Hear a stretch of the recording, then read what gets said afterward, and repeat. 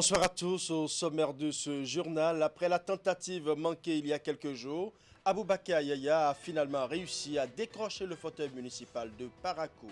Le nouveau maire issu de la famille politique FCBE a été installé ce samedi 6 juin à la salle de délibération de l'hôtel de ville sous le contrôle du préfet du Borgou. Les détails dans ce journal. Le ministre de l'Agriculture Gaston Dossoui au contact des producteurs à la base de l'Agence territoriale de développement agricole ATDA du pôle 5. Objectif partagé avec ces acteurs, les facilités et dispositions prises par l'exécutif pour la réussite de la campagne agricole 2020-2021. Après 2 mois de confinement, les fidèles des différentes congrégations religieuses retrouvent le chemin de leur lieu de culte. Ce dimanche, des messes sont célébrées un peu partout au Bénin. Une équipe de notre rédaction a fait le tour de certaines églises pour constater la reprise après plusieurs semaines de confinement. Les temps forts et les impressions des responsables religieux dans ce journal. Voilà pour les titres. Mesdames et messieurs, à nouveau, bonsoir.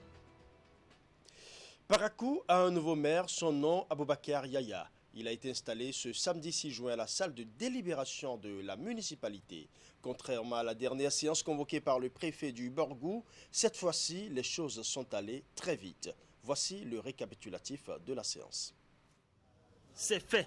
Aboubakar Yaya est le nouveau maire de Parakou. Il a été installé à travers une cérémonie fort simple mais sous haute sécurité ce samedi 6 juin par le préfet du Borgou, Djibril Maman Sissi. En ma qualité de préfet du département du Borgou, autorité de tutelle des communes et en vertu des pouvoirs qui me sont conférés, je vous déclare officiellement installé dans vos fonctions et vous renvoie à l'exercice des dites fonctions. Avec toutes nos félicitations, travailler à faire en sorte que le département du Borgou rayonne, plus qu'il ne l'est déjà. Alors, vous avez toutes nos félicitations. Je tiens à vous donner cette assurance que nous allons travailler ensemble à relever les nombreux défis de développement qui se dressent devant nous. Vous avez notre bénédiction. Je souhaite bon vent à la municipalité de Parakou, plein succès à l'équipe municipale. Après l'échec de l'élection du maire de Parakou et de ses adjoints et la relecture du code électoral, l'ancien ministre d'État, candidat des Foscori pour un Bénin émergent pour le poste de maire, est installé sans difficulté. Il se dit ouvert et prêt à collaborer avec les autres conseillers. Avant tout propos, permettez-moi de rendre grâce à Dieu, l'omniscient et l'omnipotent. Nul ne sera de trop pour nous. Depuis le 17 mai passé, je suis allé au-delà des clivages politiques. Qu'on ait BR, qu'on ait UP ou FCBE, ensemble, nous allons essayer de développer notre ville. Les querelles politiques, essayons de les mettre à côté. Certes, je suis disposé à discuter avec vous et je suis prêt à prendre en compte vos différentes critiques dans le sens du développement de notre ville. Le nouveau locataire de ville composera avec des élus FCBE, notamment l'ancien député de l'Assemblée nationale, Amadou Issifou, retenu pour le poste de premier adjoint au maire. Idrissou Harouna Alassane et Abdou Razak Maman occupent respectivement le poste de deuxième et troisième adjoint au maire de Parakou. Idrissou Chabi-Seko prend le contrôle du premier arrondissement de Parakou. Yakoubou Aboubakari dirigera le deuxième et Raoufou Aboumon le troisième arrondissement. Juste après la cérémonie, c'est la liesse populaire autour de la mairie de Parakou.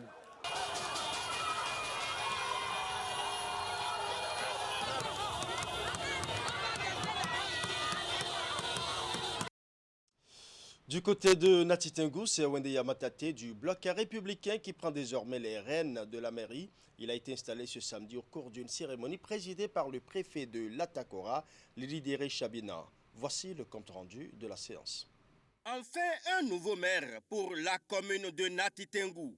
Après la vaine tentative du samedi 30 mai dernier, c'est finalement lui, Wendeya Matate, que le bloc républicain majoritaire a choisi pour présider le conseil communal, 4e mandature de Natitengou. Nous allons mettre ce qui est de notre meilleur pour les tâches qui nous attendent. Parce que nous savons que la tâche est immense. Nous ne doutons pas de cela, mais nous avons les capacités. Nous comptons sur Dieu également, parce que c'est Dieu qui choisit. Et celui que Dieu a choisi, je crois que les hommes également vont l'accompagner. Je compte sur les populations de Nantengou, sur le personnel de la mairie. Le nouveau maire travaillera avec Clément Ayemona et Émile Otamanti, respectivement premier et deuxième adjoint au maire, en collaboration avec les chefs d'arrondissement et autres conseillers pour le développement de la commune de Nati Tengou. Aujourd'hui, M. Tate Wendeyama, élu du bloc républicain, maire de la commune de Nati Tengou, c'est un fils de Nati Tengou, c'est la commune de Nati Tengou qui est gagnante. Je pense qu'aujourd'hui, nous, conseillers de la commune de Nati Tengou, nous avons intérêt à travailler aux côtés du maire pour lui apporter un tant soit peu le plus que nous avons en nous pour que la population de Nati Tengou puisse gagner. Aux populations de Nati Tengou, je dirais que comme dans toute compétition, ça finit toujours par un vainqueur et un vaincu. Mais au sein du BR, il n'y a ni vaincu ni vainqueur, nous sommes tous vainqueurs. Le groupe est vainqueur, c'est ça qui est important. À Madame le préfet de la Takora de convier chacun des élus à leurs tâches respectives pour l'évolution de la commune. La présente cérémonie met un thème à la compétition électorale et vous renvoie dans la concrétisation des rêves promis à vos mandats. Je voudrais vous exhorter à privilégier la satisfaction de l'intérêt général, sorti des sentiers battus pour promouvoir les projets novateurs. Vous avez désormais l'œil de toute la communauté qui attend un bilan dans un contexte marqué par des réformes multisecteurs portées par le gouvernement. Vivement que les attentes des populations de Nati Tengou soient véritablement comblées. À Tukuntuna, les choses sont allées également très vite. Après l'installation du conseil communal le samedi 30 mai dernier, le nouveau maire désigné au sein des conseillers de l'Union progressiste a pris fonction ce samedi. C'est à la faveur d'une cérémonie fort simple, présidée par Abdoulaye Afo, secrétaire général de la préfecture de Nati Tengou. Les détails avec Abdou Sabi Idrissou et Alassane Arona. Voici l'acte fort simple qui consacre la passation de charges entre le maire sortant et celui entrant de la commune de Tukuntuna. Après 5 années passées à la tête du conseil communal, 3e mandature, Sébastien Pacha passe ainsi le témoin à Blaise Bekakwa, désigné par ses pairs de l'Union progressiste, liste majoritaire. En cédant son fauteuil à son successeur, le maire sortant se dit disponible à accompagner l'actuelle équipe communale. Il ne s'agit pas de se frotter les mains, de s'asseoir pour dire j'ai fini mon mandat, ou bien je ne suis plus aux commandes, advienne que pourra. Non, c'est notre commune après tout. Chacun devra apporter sa contribution dans la construction de la commune. Officiant cette cérémonie de passation de services qui a mobilisé aussi bien les 11 conseillers que le personnel administratif, le secrétaire général de la préfecture de Nati Tengou rappelle aux nouveaux locataires de l'hôtel de ville sa mission. Une mission que stipule la loi 97-029 du 15 janvier 1999 portant organisation des communes en République du Bénin. À ce titre, on peut retenir, entre autres, notamment en son article 67, que le maire est chargé, sous le contrôle, bien sûr, du conseil communal, gérer les revenus de la commune et suivre les établissements communaux, suivre l'évolution des finances communales. Ces défis, le nouveau maire compte les relever avec la contribution de l'ensemble du conseil communal. Pour ce faire, il entend poursuivre les œuvres entamées par son prédécesseur. Les chantiers qui attendent notre conseil communal ne sont pas des moindres. Entre autres urgences, nous pouvons citer l'approvisionnement de nos populations en eau potable, car plusieurs pompes sont actuellement en panne. Le cas de Bourban-Sifa est beaucoup plus criard. L'administration communale doit se mettre absolument au service des populations qui n'attendent qu'à être bien accueillies dans les différents services et les dossiers traités avec diligence. L'ampleur de la tâche qui attend donc le conseil communal 4e mandature est donc immense et chaque conseiller sait déjà à quoi s'attendre. Les maires d'Abomey, Kovey, Zanyanando ont également pris service ce vendredi. La cérémonie de passation de charge a été l'occasion pour les prédécesseurs de faire le bilan de leur mandat, mais aussi pour prodiguer des conseils aux nouvelles autorités communales. Voici le compte-rendu de Imet Hélène Amonso. Instant solennel à la mairie d'Abomey ce vendredi après-midi. Le nouveau maire élu, Antoine Djedou, a officiellement pris des mains de son prédécesseur les rênes de la commune. Avant de céder le fauteuil, Blaise Arans Oglélé a dressé le bilan de son mandat articulé autour de la gouvernance et l'économie locale en plus du social. En somme, de 2015 à 2020, nous avons réalisé un investissement d'un montant total qui avoisine les 3 milliards de francs CFA. Par ailleurs, dans le domaine de la coopération décentralisée, en termes de perspective, je vous invite, monsieur le maire entrant, à œuvrer pour la signature de la convention de coopération entre la ville d'Abomey et son homologue de Basse-Pointe en Martinique. Avant de parapher les différents documents, Antoine Djedou a dit mesurer l'importance de la responsabilité à lui confiée. Et pour bien accomplir la mission, nul ne sera de trop, a-t-il ajouté. Sans désemparer, nous nous attellerons à mener à bien et avec diligence les projets de recasement, de restauration des attributs de ville-capitale et révision du découpage effectué. Dynamiser l'économie locale sera notre leitmotiv. À Kovey, la nouvelle autorité communale a aussi pris service. Le maire sortant a rassuré de sa disponibilité à mettre son expérience au service de la nouvelle équipe dirigeante. Le nouveau maire, quant à lui, a promis maintenir la cohésion, la bonne ambiance pour relever les nombreux défis. Ensemble avec mes adjoints au maire, avec mes adjoints et vous tous acteurs du développement, nos actions porteront sur, entre autres, le renforcement de l'institution communale à travers la mise en place des infrastructures communales, le renforcement du capital humain, la mobilisation accrue des ressources propres, etc., afin d'offrir de meilleurs services aux populations. Pour Zanyanando, Justin Kanenko succède à Symphorien Misegbeche.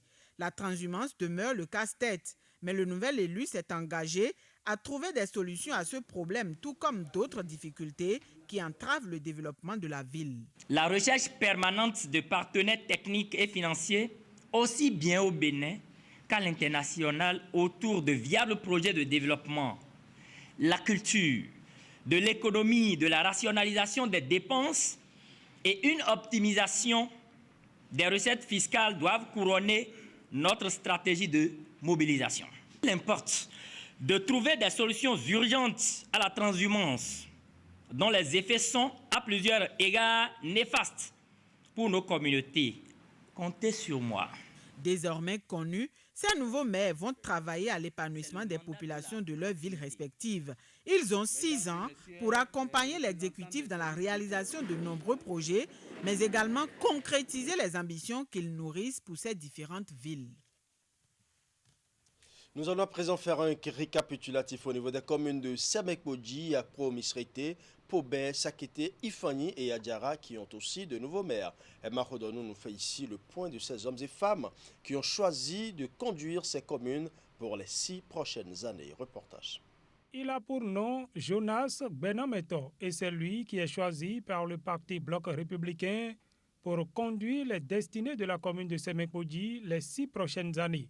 Nous sommes heureux que ce dénouement ait eu lieu.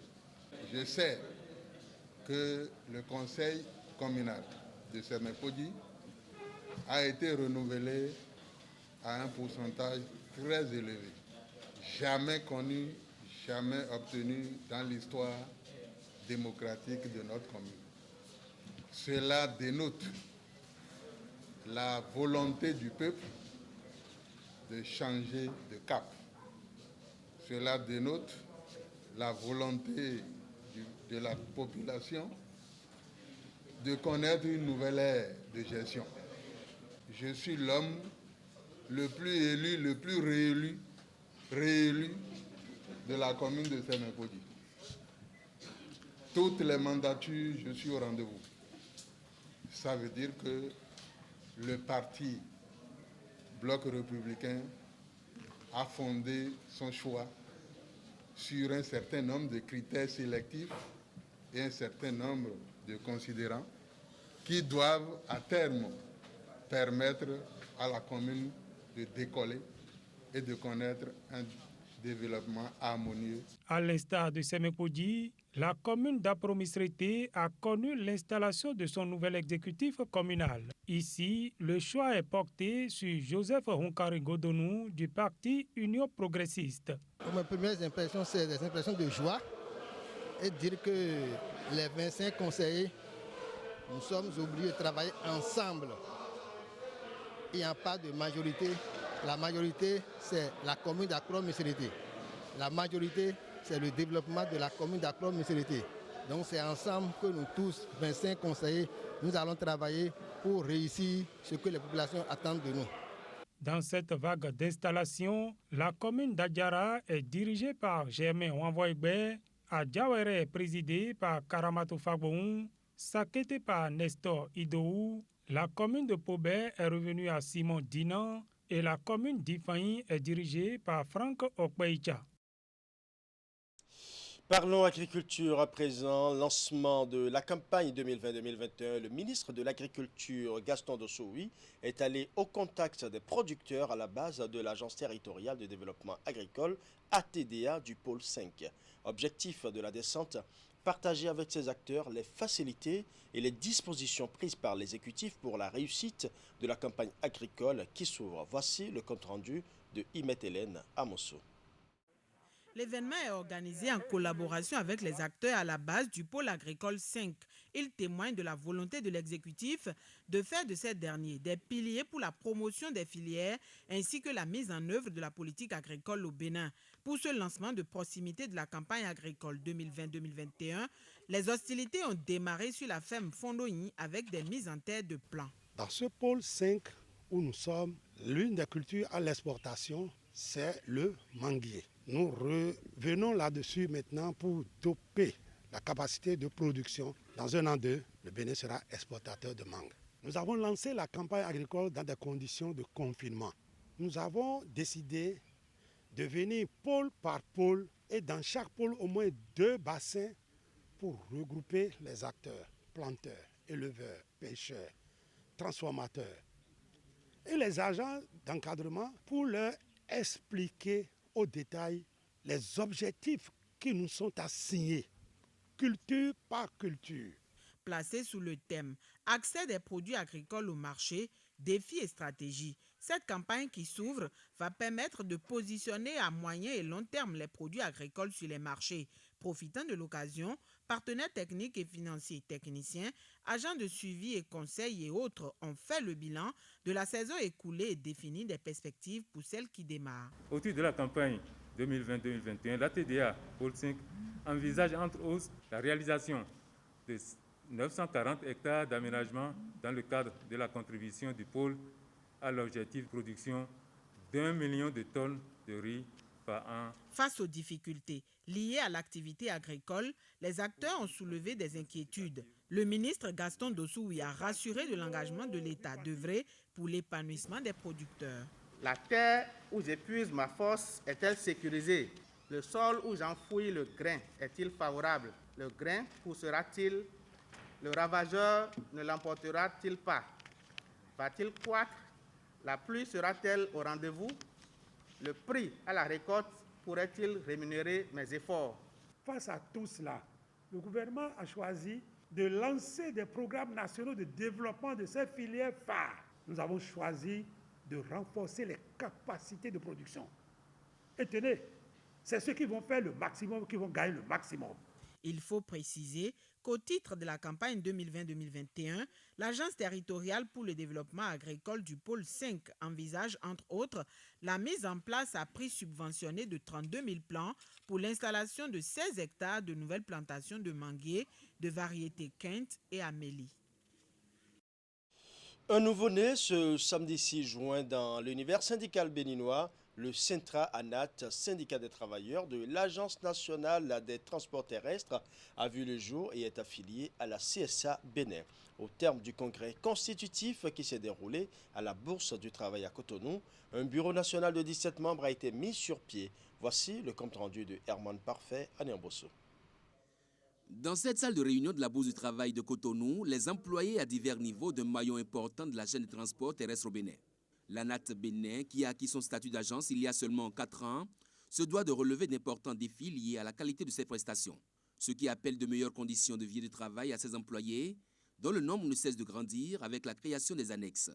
Et je crois que tout travailleur, que ce soit la direction générale, que ce soit les annexes départementales, doit être suffisamment en interrelation pour porter haut les conditions qui s'imposent au niveau de l'agence sans discrimination.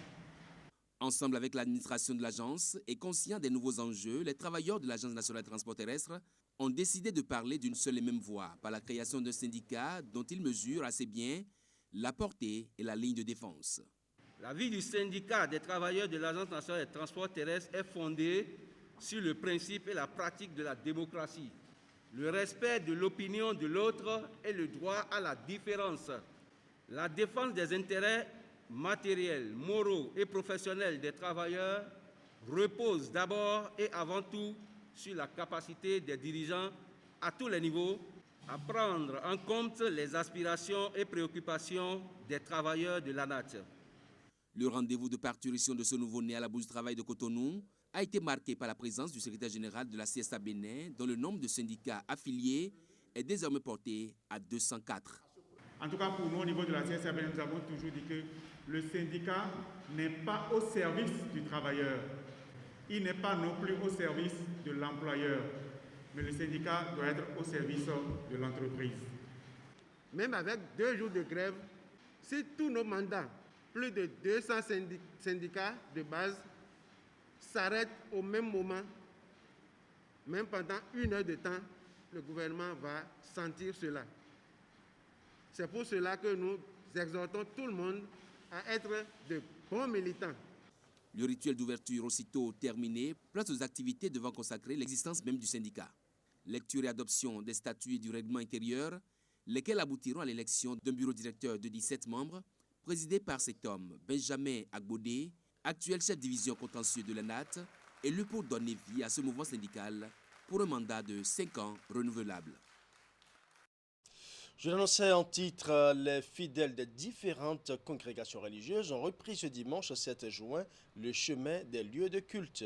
Après plusieurs semaines d'invocation de Dieu dans leurs maisons respectives, ils sont heureux de retrouver les lieux de culte pour les services dominicaux. Une équipe de Canal 3 Bénin est descendue dans quelques églises et autres lieux de culte ce dimanche pour faire le constat suivant. Le geste paraît banal mais nécessaire pour contrer la propagation du coronavirus. Ces tapis soigneusement disposés ici à l'entrée de cette église de la communauté internationale de la Rédemption sont au fur et à mesure désinfectés. La participation au culte dans cette église est donc subordonnée au respect strict des gestes barrières. C'est sûr qu'il n'y aura pas de propagation du Covid-19 dans notre assemblée. Ça ne peut pas être possible parce qu'on a pris toutes les mesures qu'il faut. On a confectionné même des masques, comme vous le voyez, pour qu'on donne à ceux-là qui n'ont même pas de masque, qui viennent sans masque, on leur donne un masque pour qu'ils puissent être vraiment dans les normes, dans les mesures que le gouvernement a données. La foi n'est pas la folie. Nous savons que notre Seigneur Jésus-Christ a mis son sceau de protection sur nous et il n'est pas possible qu'avec ce sceau, le Covid puisse nous atteindre. Mais nous, ce que nous faisons, nous ne sommes pas fous. Nous respectons quand même les mesures barrières et comme j'ai l'habitude de le dire souvent, pour faciliter la tâche à Dieu aussi. Nous avons commis une société pour désinfecter toute la maison, tout le temple, les salles annexes, tout le temple, les bureaux et tout. Les mesures sont généralement respectées dans la plupart des lieux de culte sillonnés de l'église du christianisme céleste. En passant par celle protestante méthodiste d'Akpakwa Centre, les dispositions nécessaires sont prises avant la reprise des cultes. Nous avons respecté les règles que l'État a données. D'abord, pour la couverture du nez, le lavage des mains.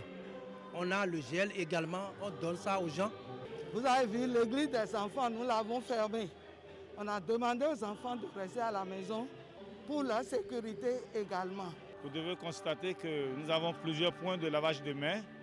Nous avons réalisé la pancarte qui est juste derrière moi. Nous en avons fait plusieurs d'ailleurs. On a distribué dans toutes les églises de notre région, les 21 églises de la région où je suis président des fêtes. Vous avez la pancarte qui est partout pour dire aux fidèles la conduite à tenir, le comportement à avoir. Tout fidèle qui viendrait sans cash ne rentre pas à l'intérieur. Nous avons été en contact avec les fidèles, pas le téléculte, pas le direct. Et maintenant, nous comptons continuer comme ça avec. Vous pouvez voir ça avec nous. Ça, c'est en direct. Ça se passe en direct. Les gens sont au culte maintenant. Moi, je suis au bureau. Les gens sont au culte.